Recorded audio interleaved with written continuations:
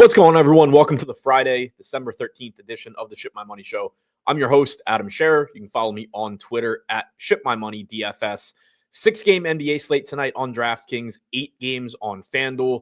Not going to be talking about the FanDuel slate here, just focusing on how I would approach DraftKings tournaments. But do keep in mind, if you are playing FanDuel, that you also have to deal with those 2 later games. So different slate over there, which is nice if you are trying to naturally diversify, take on a little bit less risk. You get basically an entirely different game on FanDuel when the slate is different than on DraftKings. But going to be focusing on DraftKings today, going game by game as always. We can take a look at what my exposures would look like if the slate started right now in that large field tournament. But again, take all of that with a grain of salt. Obviously, we're going to get injury news. Ownership projections are going to change. A lot of stuff changes between now and lock. The exposures on the screen are basically just a talking point and something interesting to look at right now. But the big takeaway for you should just be the breakdown of the game, the injuries that we're waiting on, who looks good at their respective salaries, etc. We are waiting on a lot of injury news on this slate. If you're not going to be around to late swap after lock, I would not play, to be honest.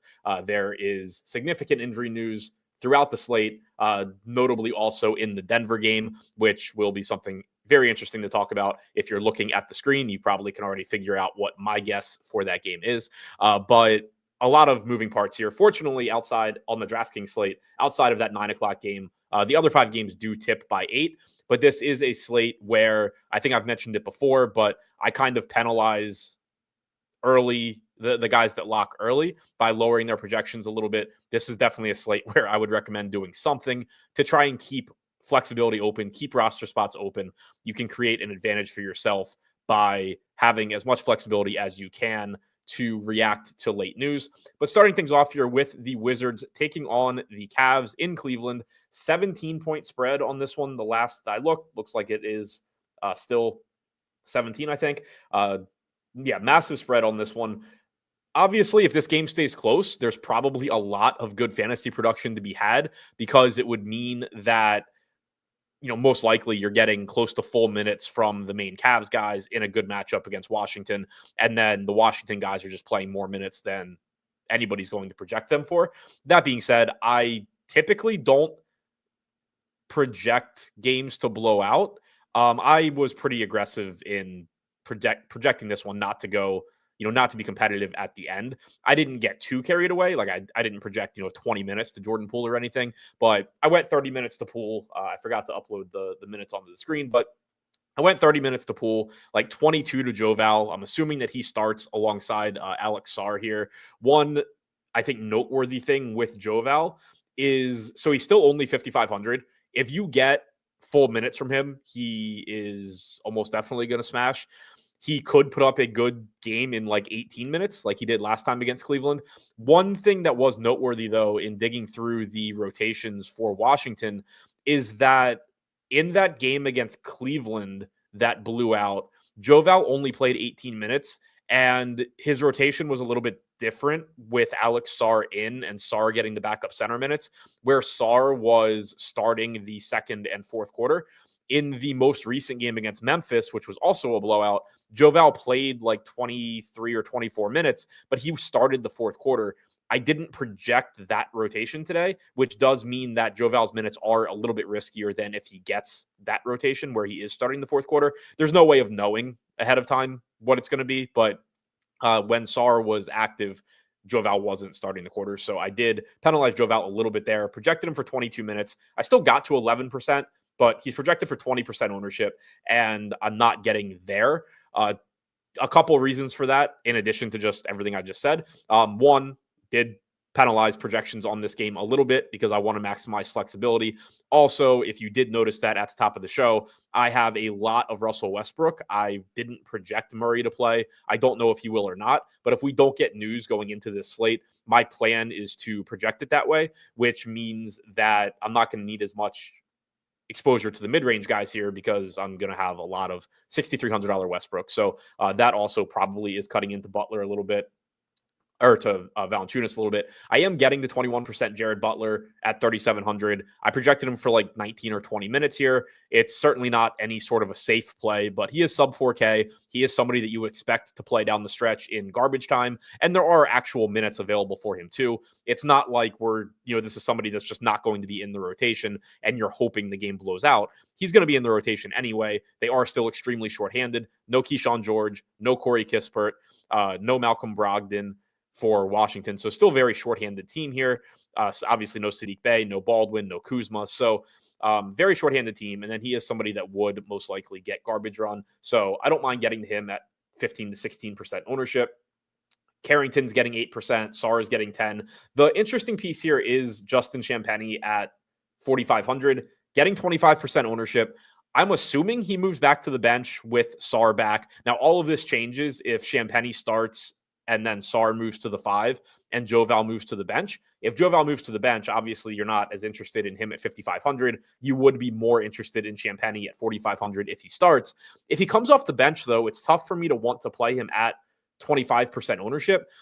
Not because I don't think he can get the minutes. Like, I think he probably gets garbage time minutes if it comes to that. I think he's still firmly in the rotation. But this is a spot where the field is basically just assuming that Washington runs the same rotations that they've been running in their last couple of games, when you know that Sarr is back. So the rotation is just going to be different somewhat. But this is a Washington team that is playing for absolutely nothing. They are probably not going to be in a competitive game. Is Champagnie the most likely guy to play mid-20s minutes off the bench? Yes. But he doesn't have to be. Like, Anthony Gill can get more minutes than expected. You could get some weird rotation where, I don't know, Bagley plays more than expected or Davis plays more than expected. It could be Jared Butler playing more than expected. There's a lot of ways that this can go. It's insane to think that suddenly Justin Champagnie is this guy just locked into like mid to upper 20s in minutes. And then on top of that, even if he does play like 26 minutes, which I do think is reasonable, he's still 4,500. It's not like he's free. He's playing the Cavs. It's a shit matchup. He's not a great fantasy producer. This is somebody that doesn't even get regular minutes for the Washington Wizards. So I kind of just have a problem with that ownership there. If Champagnie puts up a score that you absolutely have to have, I'll probably be in trouble. But he can give you a solid score at 4,500, and you can still just find similar production elsewhere. And then you just get the added benefit of, if he does underperform here, you have a quarter of the field projected right now to just not be in good shape. So that's a spot where I understand that it's a pretty good point per dollar projection, but I think there's a lot of volatility for a variety of reasons. And so I'm just looking elsewhere. Jordan Poole, Coulibaly, Bagley, all getting a little bit of ownership. I'm not really getting to them, but they're all perfectly fine at low ownership if they mix into lineups for you a little bit. Didn't mean to click that button, but so some ownership coming into Washington. I disagree with almost all of it. Yeah, it's just a really, really volatile spot, but like not in the good way, I don't think. If you wanted to use volatility as like a favorable argument for Washington, it would be looking at Joval, Sarr, Coulibaly at 5,200, Carrington at 5,200, Poole at 7,300, and saying kind of what I said at the beginning, where if Washington somehow just like shoots really, really well and they keep up with Cleveland, and this game, instead of like 124 to 108 ends up being 124 to 116, the guys that you actually wanted were the main guys, the starters that nobody's really playing, as opposed to the bench pieces that people are thinking are going to be pretty good values. So I don't know. I'm not as interested in Washington here as I guess the field is. And this is also a team where any news that we get between now and lock, with guys getting ruled out and opening up value, is going to make Washington look less appealing, because people will pretty quickly say, oh, I can play, Jalen Smith with no Vooch instead of Champagnie off Washington's bench. So this does have the potential to change quite a bit anyway. On the Cleveland side, kind of similar, what I was saying before, where you can make the case of playing some pretty low-owned Donovan Mitchell in a really good spot, playing low-owned Jared Allen in a really good spot, whatever, but very likely that they don't get full minutes here, and I'm not really getting to much of them. I did project them just to play less minutes than average for obvious reasons.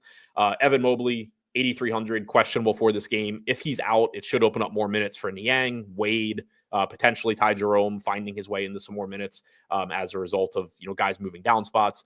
But it would open up some stuff that you could take chances on for Cleveland. But with Mobley projected in, not too interested in anything here. Karis LeVert getting 14% ownership. He is interesting to note. Just the sixth man role is actually not something that benefits in games that blow out either. If this game's competitive, LeVert certainly could find his way into the closing lineup, play 25, 26 minutes. But if this game's a blowout, you're probably getting like 20 to 22 minutes from LeVert because he doesn't get the benefit of starting the third quarter, and then he probably gets pulled relatively early in the fourth quarter of a completely non-competitive game. So something just to keep in mind in general with sixth-man type guys, they are very, very vulnerable in games that get out of hand. So not a spot that I love here, but the $4,700 price tag is pretty appealing.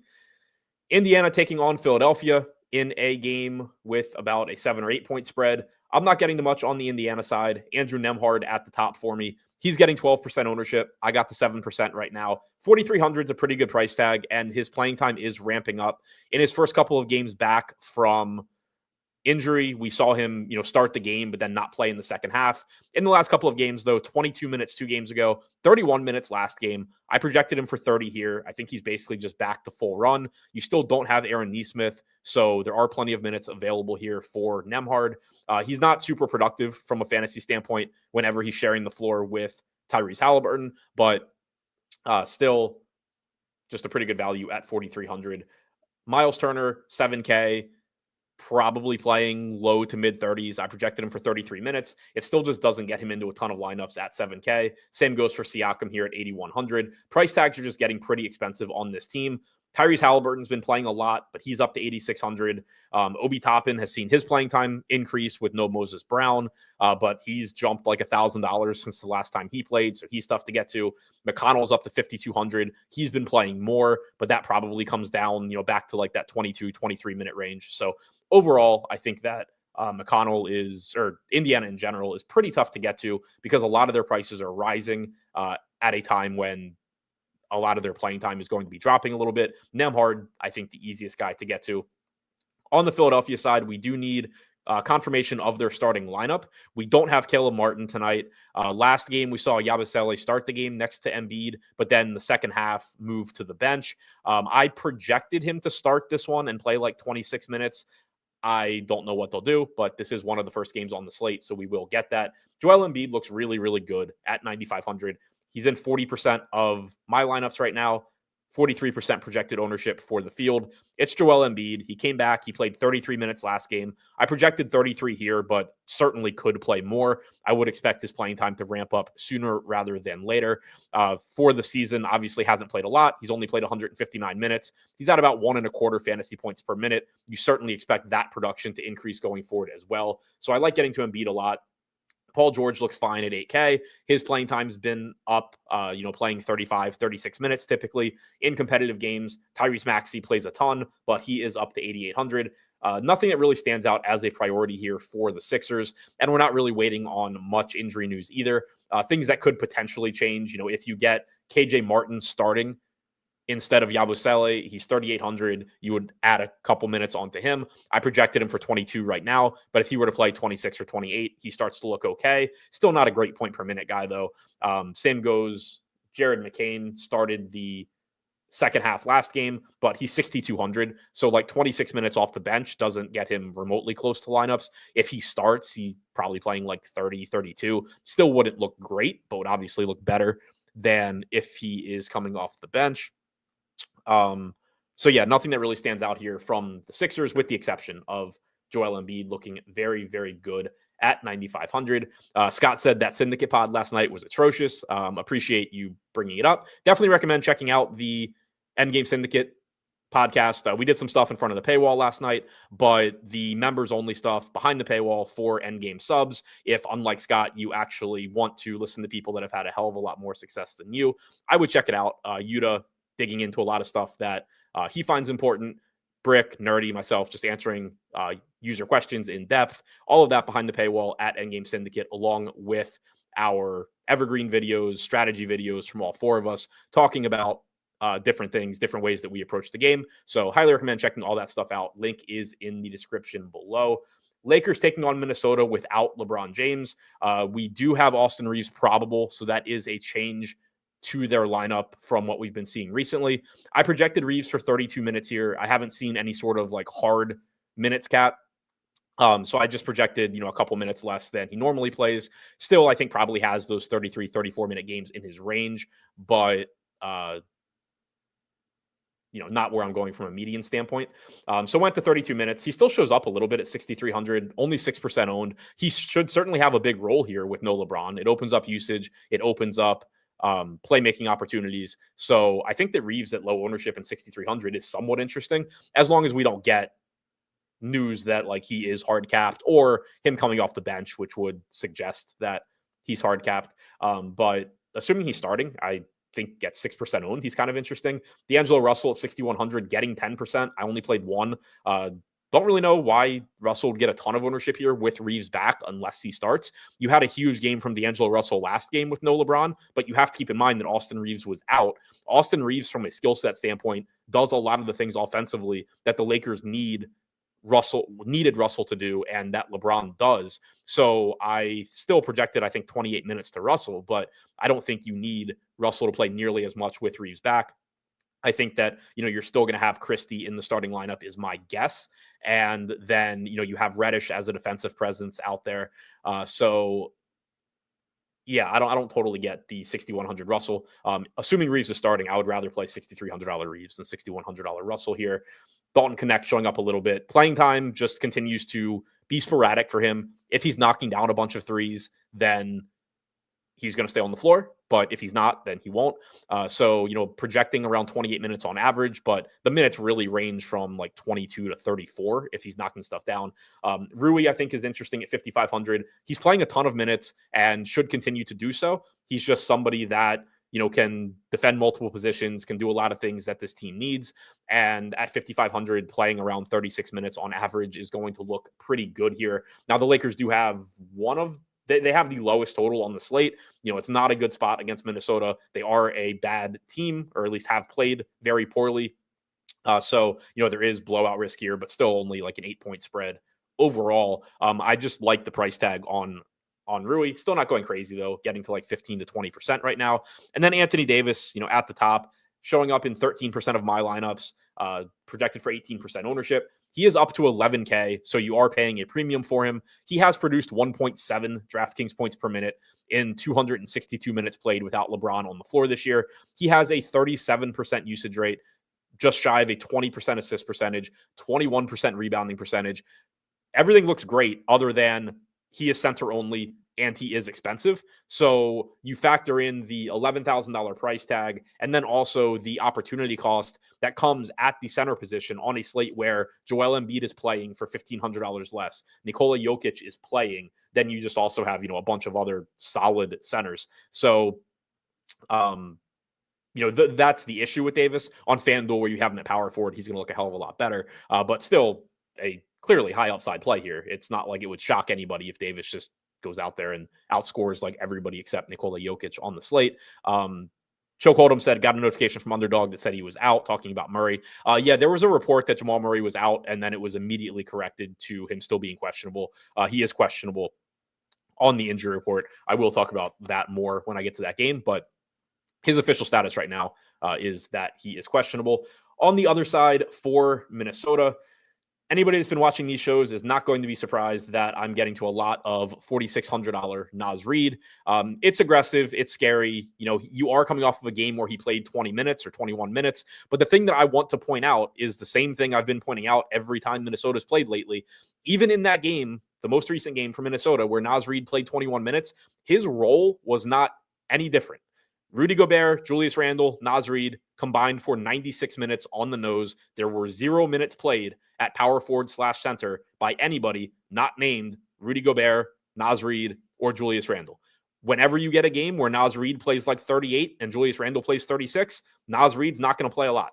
But any game that Randall plays like 32 or 33, or Gobert, for whatever reason, plays 32 or 33, Naz Reid is playing a lot. Any foul trouble to Gobert, Naz Reid plays more. Any foul trouble to Randall, Naz Reid plays more. Anytime Julius Randle plays like shit, Naz Reid plays more. Anytime Rudy Gobert gets benched, Naz Reid plays more. So on average, you're getting like 24 or 25 minutes from Naz Reid at $4,600, but he just has clear paths to playing more than that. So he looks really good, and he's not unowned or anything like that. He's getting 24% projected ownership right now, but he looks really good to me. I projected him for 25 and a half minutes just because when you go in and you actually project these minutes, if you're not just like using an algo that says, Rudy Gobert averages 36.2 and Randall averages, 33.7 or whatever. If you're actually going in and assigning 96 minutes to these guys, which is what they play in every single competitive game, unless you're just going to project 38 or 39 to Gobert, which is semi-reasonable, but probably a little high. I went 37. Or you're going to project 35 to 37 to Randall, which is crazy if you look at what he's played recently outside of that most recent game. You have to land at like 24 to 26 minutes on Reid. So just looks really, really good to me. Hopefully, you don't get that 21-minute game again. But the other nice thing is that if he's playing well, he also can just stay on the floor too. So that's nice. 3,900 for DiVincenzo. 19% projected ownership. I'm getting to 33. I don't love this one, but again, you're just typically getting like low 20s minutes from him. The price tag has come down a little bit, and that sub 4K just looks like a pretty good value. Jaden McDaniels down to 4K, just in time for him to start playing more minutes again. We had a stretch of games where he was in foul trouble a decent amount and losing minutes. There were blowouts where he lost minutes. And then also he was just had a couple games where he like lost minutes to Nickeil Alexander-Walker, and Alexander-Walker played more. But projecting McDaniels for 30 minutes, which is his season average, makes him look like a pretty good value at 4K, getting 22% ownership. I don't have any issues with that. I'm still getting to some Randall at 7,900, still clearly has upside. If he plays well, he can have those 37-minute games and look good, even though that's not what's going to happen on average. 6,700 for Gobert. I've mentioned it before. His usage is down this year, which for him hurts. Every piece of usage hurts, even though he's not a high usage guy because he is so efficient. But he does still give you block upside, defensive stat upside in general, rebound upside. Plays huge minutes. He's 6,700. You have Anthony Davis on the other side, who maybe you get some extra defensive minutes from Gobert as well. Not that I think he's really going to stop Anthony Davis or anything, but could be out there. Alexander Walker at 3,800 looks fine. I would say that he's a decent pivot to DiVincenzo. Clearly, I'm getting more DiVincenzo, but you could certainly just say that they're basically the same play, and Alexander Walker's projected for half the ownership. 4,700 for Conley, should play around 26 minutes. Edwards should play 36 or 37 minutes. Do want to highlight Edwards, clearly a high upside guy. He always is. His playing time has kind of dropped a little bit. He's still playing 36, 37 minutes. It's not like he's not playing a lot, but we really haven't seen those like 38, 39, 40-minute games in a while. So just something to keep in mind. Not to say that it's impossible that it happens, but he is somebody that I've gone from like earlier in the year projecting for 37, 38 minutes down to like 36, 37 in that range instead. So just a minor note on him. But we did continue to see the very condensed Minnesota rotation. Josh Minott plays like 4 or 5 minutes. And other than that, it's Reid, DiVincenzo, McDaniels, Randall, Gobert, Alexander Walker, Conley, and Edwards playing. There's nobody else in their rotation. So that has been good to see. I actually do want to double check quickly because I just thought of it. But yeah, Dillingham not on the injury report. So like he could screw things up, I guess. He had been playing like 6 minutes prior to injury. But then he had a game where he DNP'd. Then he was on the injury report. There is, I guess, some risk that like if Dillingham plays, let's say 5 minutes and Minott plays 5 minutes, then like Alexander Walker and DiVincenzo are only playing like 20 instead of 22 to 24. But I think what most likely happens here is that if Dillingham plays 5 or 6 minutes, Minott just isn't in the rotation. I think you probably just get one of them. And so I'm not overly concerned about it, but just a potential wrench, that could get thrown into things there. But I think the cheap guys here are really the priorities from Minnesota because of the condensed rotation. And it goes hand in hand kind of with what Josh Gillum just said. T-Wolf's kind of like the Kings, too many mouths to feed, need an injury. From a like production standpoint, That's true to some extent. Obviously Anthony Edwards is the guy. Like Gobert is not a high usage guy. Randall is, McDaniels isn't, Conley really isn't. But it's basically like the top end guys here, they still have upside game to game because they can just get hot and have big games, but they're mostly correctly priced. But it's the cheap guys where they're not necessarily high usage guys, DiVincenzo, McDaniels, Alexander Walker, but the condensed rotation just gives them enough minutes that they look pretty good at their respective salaries right now. Brooklyn taking on Memphis in Memphis, another game with about a 10-point spread, another team that is a disaster to try and project minutes for outside of a couple of guys. I do like Cam Johnson here. He's been playing very big minutes for this team. He's likely to lead in minutes tonight for Brooklyn. Played 38 last game, 35 the game before that. Missed 3 games ago, played 36 the game before that. I projected him for 35. If this game does go down to the wire, he probably plays even more. So he looks good at 7K. You still don't have Cam Thomas here, which opens up plenty of usage in this offense. And Cameron Johnson is one of the only guys that can really step up and take it. You have Schroeder, you have Johnson. Keon Johnson, not a particularly high usage guy. He started last game. I don't know if he starts today. I projected him to start and play like 24 minutes, talking about Keon Johnson, but not a super high usage guy. Dorian Finney-Smith, not a high usage guy. Nick Claxton, obviously not a high usage guy. So it's really the Dennis Schroeder and Cameron Johnson show from a usage standpoint. 23.5% usage rate for Johnson without Thomas on the floor. 27.5% for Dennis Schroeder, 1.07 DraftKings points per minute for Johnson, 1.17 for Schroeder. Schroeder is $700 more expensive, and Schroeder has been playing a little bit less than Johnson. I projected him for 33 minutes. So that's, kind of the difference there and why Cameron Johnson is getting more ownership, the position, the salary, and just projecting a little bit better because of playing time. Nick Claxton looks pretty good at 5,900. 32 minutes from him last game, I think is very important to point out. Not that he just automatically plays 32 minutes again today, but that was a game where you had Sharp, you had Simmons. Claxton still played 32 minutes. We hadn't seen that out of him since he'd come back from injury. I projected him for 29 here because I don't want to get too aggressive just because we saw him play a ton of minutes one game. There are still plenty of ways that goes wrong. Sharp plays more than 11 minutes. Simmons plays more than 18 to 20. Claxton gets in foul trouble, obviously, blowout, stuff like that. But 29 minutes is an increase in projection from how I've been projecting Claxton. So he looks good. I got to 29%. Fields at 22%. Nothing crazy to see there. And then just small amounts of ownership coming into other pieces here. Nothing that stands out. If Ben Simmons were to move back into the starting lineup, he would look pretty good at 5,400. Jalen Wilson came off the bench, played 26 last game. If he moves back into the starting lineup, it doesn't change a ton, but he'd look a little bit better. Keon Johnson's up to 4,600. And as I mentioned, I did project him to start. So if he is starting, I wouldn't jump to be throwing him into lineups. I projected him for 24 minutes as a starter. Still didn't show up for me. On the other side for Memphis, speaking of teams with shitty rotations, we have seen appealing minutes lately for the main pieces from Memphis. John Morant missed the last game, but he played 34 minutes in his most recent game. Desmond Bane has played 30-plus minutes in 4 straight.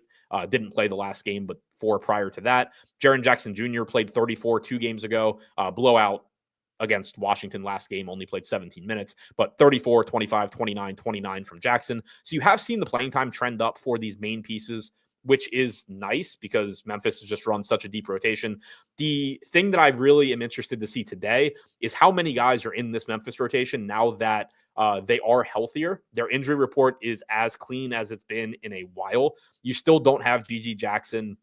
Zach Edey is doubtful. Vince Williams is out. Other than that, there is nobody on Memphis's injury report, which means that Luke Kennard is back. I gave him 8 minutes as the 11th guy in the rotation. If they kick Luke Kennard out of this rotation tonight, that would be a very, very big reason for optimism on these Grizzlies guys moving forward. So that is something I want to pay attention to. On the other hand, if they were to play Luke Kennard 14 minutes or 16 minutes without cutting anybody else out, then it's really bad because that just means that you're probably back to everybody playing 26 minutes. So I am curious to see how that goes.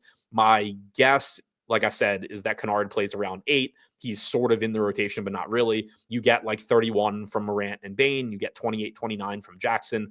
And so this team does start to look at least a little bit better. Brandon Clark getting 17% ownership here. Power forward and center eligible is nice. I projected him for 23 minutes, which I think is pretty much in line with most places. He just didn't really show up a ton for me, but I think he's fine, especially at power forward. You don't have the same sort of opportunity cost that you do at center. Desmond Bane showing up not too far off the field at 12%. Marcus Smart at 11% at 4,600. Kind of interesting. I think that's probably just an ownership thing where there is volatility in Smart's minutes. I projected him for 24. He could play more. If they were more shorthanded, I would assume he'd play more, but he's one of their better players if they do start running a little bit more condensed rotation. So I do kind of like that volatility at low ownership. John Morant, clearly a very high ceiling, but you do already have him at a price point where he's been priced to play 30 to 32 minutes the entire time. They never said, oh, he's only playing 26 or 27. Let's make him 7K or 7,500. So you're not really getting him at a reduced salary now. You're just getting him at the correct salary where you can actually play him a little bit. Jay Huff, 3,300. Good point per minute guy, probably playing 17 or 18 minutes, just a little bit underpriced. So I'm getting to Memphis. Just no one player a ton. Jaren Jackson, I'm over the field at 7,600. Again, just a good price tag for somebody that if he does avoid foul trouble and if this game is competitive, probably plays, 29 minutes or so. Obviously can get in foul trouble, but it is possible he plays north of 30 and just breaks a slate at 6% owned. So I do like Jackson's volatility as a tournament option. Charlotte taking on the Bulls in Chicago. Big Q tags in this one with Miles Bridges questionable and Salon questionable. If they are both back, I assume that Bridges moves into the starting lineup, but plays 26 minutes or something. I don't think he just jumps into his normal 30-plus role. He hasn't played since November 19th. It was a knee injury. So he may not even start if he's back. But I gave him 26 minutes and he showed up a lot. Because he is only 6K. So if Bridges starts, I think he's a reasonable option as long as the ownership's relatively low. If he comes off the bench, I wouldn't be taking my chances on him. Micic is getting a lot of ownership at 5,100. I'm getting a lot, just not as much as the field. 59% projected ownership. I still got the 39%. He does look like a good value. One thing I would caution here, though, is that if Bridges and Salon are back, we don't know what this rotation is actually going to look like. Micic has played really big minutes without LaMelo Ball so far, but those were games where Bridges was out, everybody was out. Or not everybody, but multiple guys were out. You've had Simpson in the rotation as Micic's backup here, but you also have Cody Martin who can handle the ball. Cody Martin's been stepping into bigger minutes without Salon and with Bridges. If those guys are back, do you get a situation where Simpson plays 12 minutes, Cody Martin plays 26, Steph Curry still plays 10, and Micic is just down to 26 or 28? That's not how I projected it. I projected 30 or 32, but that could happen. That's how Micic goes wrong, basically. So I would keep that in mind. There is a little bit more risk to his minutes than if those guys are in than there was with them out, even though they play totally different positions. That's something to keep in mind. Nick Richards at 5,800. Kind of interested in his minutes here. I projected him for 26. If you look at the games he's played recently, his playing time is kind of all over the place, but I do think there's some reason for optimism. In his most recent game, he played 25 minutes. He missed the game before that. That most recent game was against Indiana. That's a game where the Pacers actually closed small. Miles Turner didn't close that game. They closed with Obi Toppin at the 5. And so it kind of made sense for Richards not to come back in. The Hornets closed small, and so did the Pacers. So there's a chance that he was going to play, 28 to 30 minutes. Prior to that, you had some games with blowouts where he didn't play as much. You had a game 3 games ago where he played 30 minutes. So I projected 26 since you do have both Diabate and Mark Williams off the injury report now. But there is a path to him playing more minutes than people think he's going to at only 5%. So I do like the upside there. I'm getting 2x the field, which I think is very reasonable. Mentioned Bridges. Don't love it because I am kind of concerned about the minutes, but at the same time, it's Miles Bridges at 6K if he's not heavily restricted. And if he starts, I assume he's not going to be. And then the one that I'm getting a lot of is just Brandon Miller. I still projected him for 36 or 37 minutes. He plays a ton. Very good point per minute guy. You don't have LaMelo, so you are seeing production, increased for, increased opportunities for Miller. Bridges being back does cut into that somewhat, but 1.15 DraftKings points per minute with a 32% usage rate overall without LaMelo on the floor this season just looks really, really good. Still playing a ton of minutes, good matchup as well. So he is expensive at 9K, but I think he's earned that 25% usage rate in only 31 minutes alongside Bridges without LaMelo. So I think 42% is certainly aggressive here. I'm kind of surprised to see that at 9K, but at the same time, I do still think Miller is a good play, even with this team getting healthier, as long as LaMelo is not back. So I think he's a pretty interesting tournament play there. On the other side for the Bulls, Nikola Vucevic is questionable. They did upgrade Sanogo, their third string center, from out to questionable. He is with the G League. So they did that in case Vuce ends up not being able to go. It is an illness, so who the hell knows? If Vuce is in, he looks okay. 8,500, just a pretty correct price tag, playing around 33 minutes on average. Perfectly fine spot for him. Obviously a high usage guy, but there are a lot of other good centers too. Jalen Smith at 3,500, similar to Jay Huff, where he's just underpriced. He's playing 15, 16 minutes on average. But if Vooch gets in foul trouble, starts throwing up mid-game, whatever, Jalen Smith's a very good point per minute guy, and he just needs something to happen to Vooch. If Jalen Smith gets the start, he very quickly becomes like the best value on the slate with no questions asked, I think. So I like Jalen Smith at low ownership. Not as somebody to just jam in lineups everywhere, but if Vooch is in, I still think he's a pretty high upside, low owned to play in large field stuff. If Vooch is out, clearly he's going to be super popular, and I don't really know what to do about it. Sanogo would probably be the backup behind him. Kobe White, Zach LaVine, Giddey, Lonzo, all just correctly priced, pretty low probability plays. If Vooch is out, it does make LaVine look better. It does make White look better. Patrick Williams also is questionable. He probably, I assume, won't play enough minutes to really look good at 4,400. I projected him for like 22 minutes, assuming that he comes off the bench, but his return would lower the minutes projection a little bit on Josh Giddey. It lowers the minute projection a little bit on Ayo Dosunmu. If you were to get like Vooch and Williams out, you're definitely giving more minutes to Dosunmu. You're giving more minutes to Giddey. It just makes it easier for Giddey to be in the closing lineup if Patrick Williams is out. That's the connection there. There's increased usage for LaVine if Vooch is out. Increased usage for White if Vooch is out. So this is another spot where you may not have this news before lock. I want to have as much flexibility as I can to be able to late swap into it. And then wrapping things up with the Clippers, this is a team that we have the news. We just don't have, we have the injury news, but we don't know the starting lineup for sure. But we know that Derrick Jones Jr. is out. My guess at the starting lineup here is James Harden, Norm Powell, Chris Dunn, Nick Batum, Zubats, but it could be Porter. It could be basically anything. That's what in the second half last game without Jones, Batum moved into the starting lineup. Harden was also out that game, so you already had Kevin Porter Jr. starting. But my guess is that Batum plays like 26 minutes at 3,100, which makes him look like a pretty decent point per dollar value. Not a great fantasy producer, doesn't need to do a whole lot from a fantasy standpoint. So that's why you're not seeing him show up even more, but certainly a good point per dollar value if he starts. Only 0.63 DraftKings points per minute so far this season. Kevin Porter Jr. at 4,200 probably plays like mid-20s in minutes. One big question mark that I do have outside of the starting lineup here with this Clippers rotation is how many guys they play. And basically that means, is Bones Highland in the rotation? My guess is no / only a couple of minutes, because I don't think they need ball handlers with Derrick Jones Jr. out. You have James Harden playing 35, 36 minutes, whatever it is. KPJ can handle the ball. Chris Dunn can handle the ball. Amir Coffey can handle the ball. They're not missing ball handlers. They're missing wings. And so I projected this to be Amir Coffey playing like 28 minutes off the bench, Batum playing like 26, Dunn playing 24, Powell playing 34, Kevin Porter Jr. playing like 24, Miller playing like 21, and just didn't project Highland to play because I don't really know what his purpose would be here, unless it's just that they don't want to play those guys that as many minutes as I projected, which it could be. So that is something that matters. But also, if you get it right, like if he doesn't play, then you do get the benefit of some of these guys playing more minutes than the industry is projecting them for.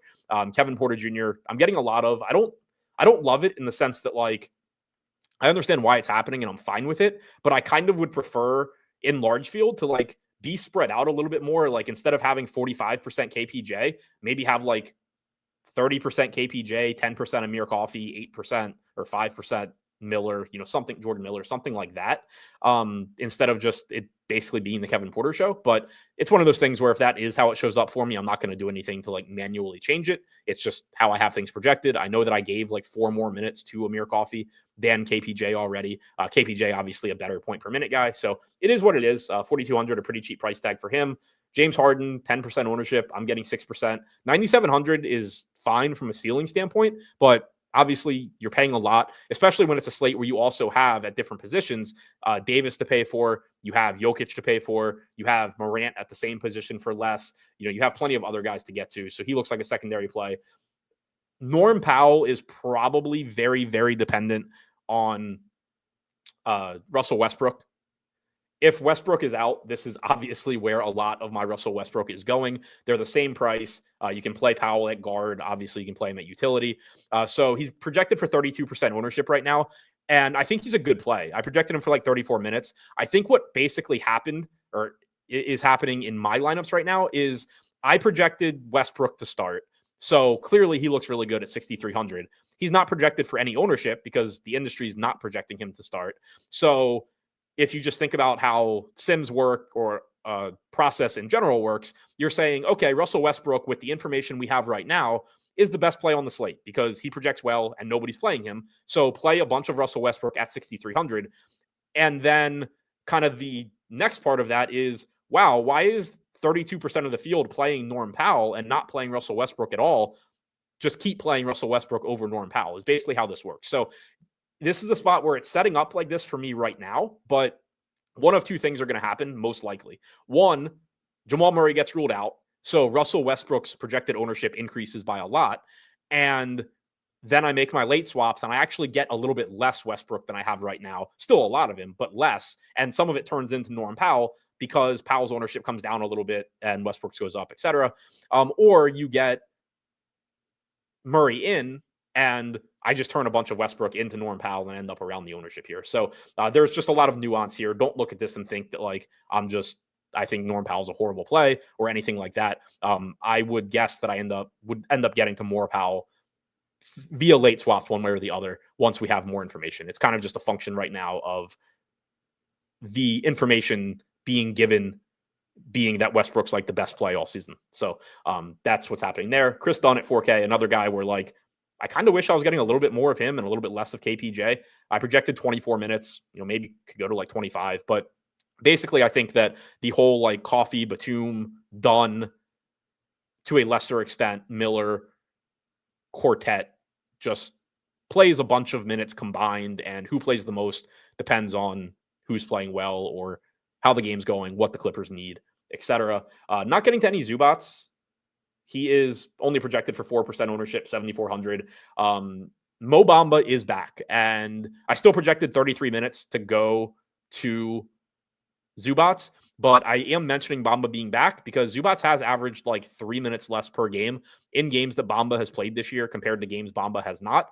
It is just the effect of having a backup that is semi-competent versus a backup that is not. When Kai Jones is the backup, the Clippers do not give a shit how many minutes Zubats plays. They want him to play all the minutes. When Bamba's the backup, they take advantage of that. They limit Zubats a little bit more. Not to say that you can't just get Zubats playing 36 minutes here in this matchup with Joker. You can, but his average projection is going to be a little bit lower. Bamba had missed the last week, but he is back.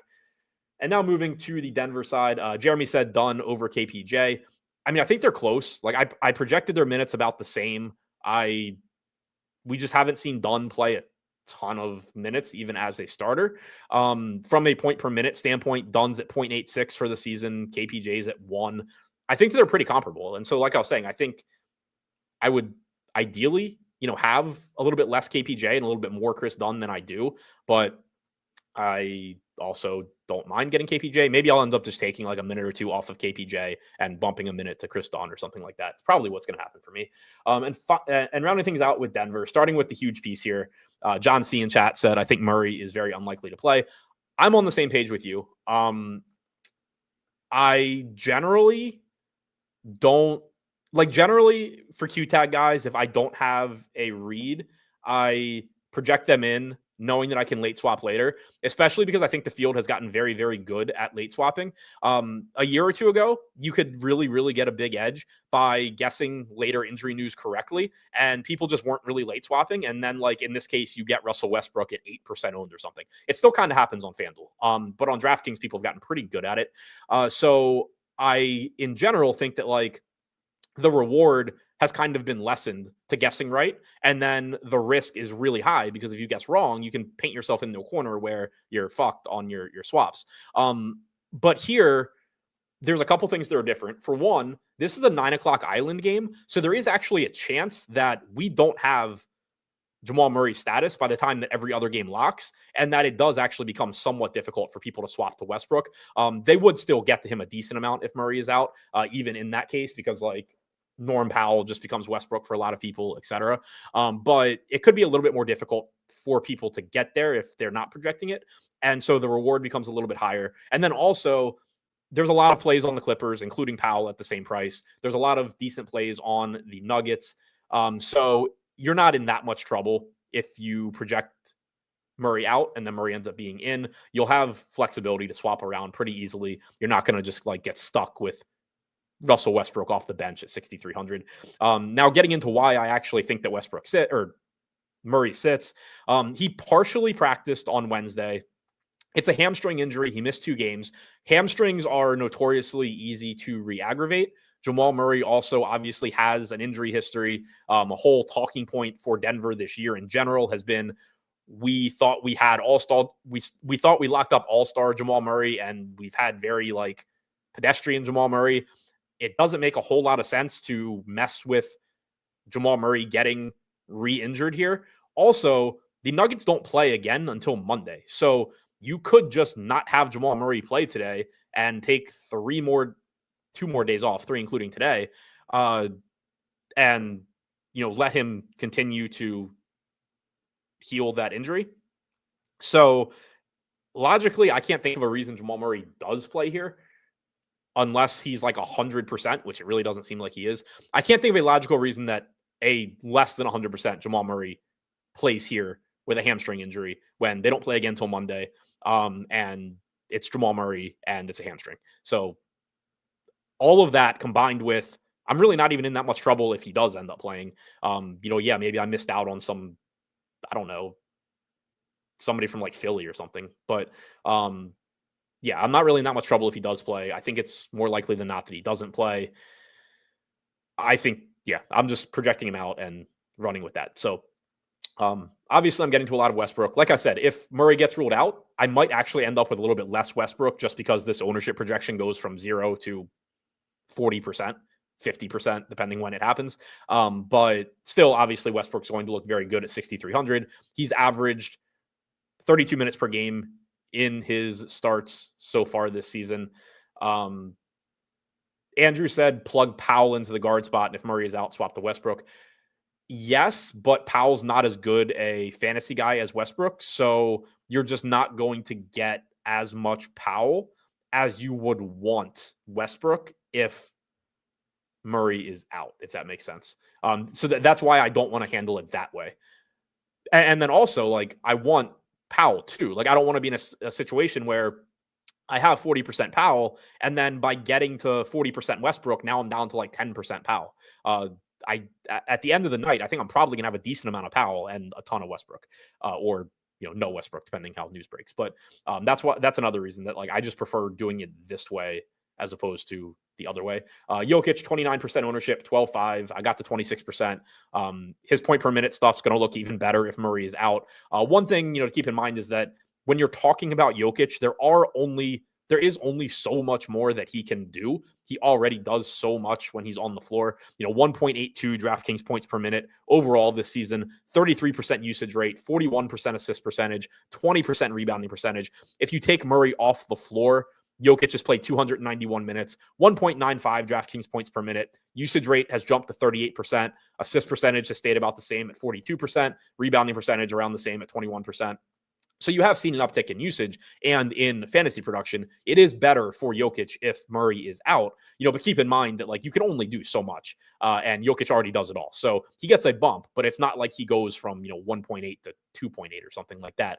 He doesn't get the same like relative bump that some other guys on other teams would. But Jokic looks good. Aaron Gordon, 5,500 is really cheap. Only played 24 minutes last game. Just abbreviated run in a blowout win over Atlanta. They won by 30 points. He didn't play in the fourth quarter, only played 23 minutes. He played like 15 minutes in the first half, but we've actually seen him, in recent games play 33, 34 minutes. I think projecting around 32 makes sense here. And so he just looks like a pretty decent option. I'm a little lower than the field, but that easily could change by the time this game starts. Michael Porter Jr. plays a lot of minutes. He is up to 7,100 though. He is Michael Porter Jr., which is a knock against him, but if he lands in some lineups, that's fine. Same take really on Christian Brown. But, Russell Westbrook, I think, huge priority, assuming, or if you agree that Murray's likely to be out. Otherwise, I'll just be swapping off of him to other stuff. Andrew said, say Murray misses, how many pieces would you be comfortable getting to from both sides? I mean, whatever I get to, I'd be fine with. The answer is probably 2 or 3. Like from the Nuggets. Like I would have no issue having Westbrook plus Jokic, obviously. I would have no issue having Westbrook plus Jokic plus Gordon. I assume I wouldn't get much like Westbrook, Jokic, Gordon, Porter, just because at that point, like I'm probably preferring some other 7K guy to Porter. But it's not like I would set a rule or anything, but in general, I would assume that my answer is like 2 or 3. And then on the Nuggets side or the Clippers side, rather, probably the same thing. If I look at like, So right now, like I have Westbrook or Murray projected out. I don't have any lineups with 4 from any team. I have, one lineup that has 3 guys from Denver, one lineup that has 3 guys from the Clippers, a ton of lineups with 2 guys from Denver, decent amount of lineups with 2 guys from Clippers. So, it's a spot where there's enough good plays on the slate that I'm not one or the other. I'm not going to be like jamming guys from these teams in like, Boston yesterday, for example, on a 3-game slate where you could reasonably play like 4 or 5 guys. I think I won the $200 3 max last night. I think I had 4 Boston guys, Pritchard, Porzingis, Drew, and White, and then just didn't play Jalen. So it's not that kind of slate. Like it's still probably 2 or 3 at most. So that wraps this one up. Appreciate you guys checking out the show. Again, don't forget to hit the link, sign up for Endgame Syndicate using the link in the description below. Tons of good quality stuff over there, helping you get better at DFS. Great Discord as well. A lot of really good players other than the 4 of us are in there talking strategy, talking a bunch of different stuff DFS related. Highly recommend checking that out. Hit the thumbs up button. That helps out a lot. Appreciate the support throughout the week. Over 1,000 views on every show I've done this week. Hoping this one gets there too, obviously. We'll be back next week. That kind of support definitely makes it easier to do this consistently, knowing that people are going to watch. It makes it easier to put the work in. So definitely appreciate that. And other than that, good luck on your lineups tonight. Have a good weekend, and I will see you back here on Monday.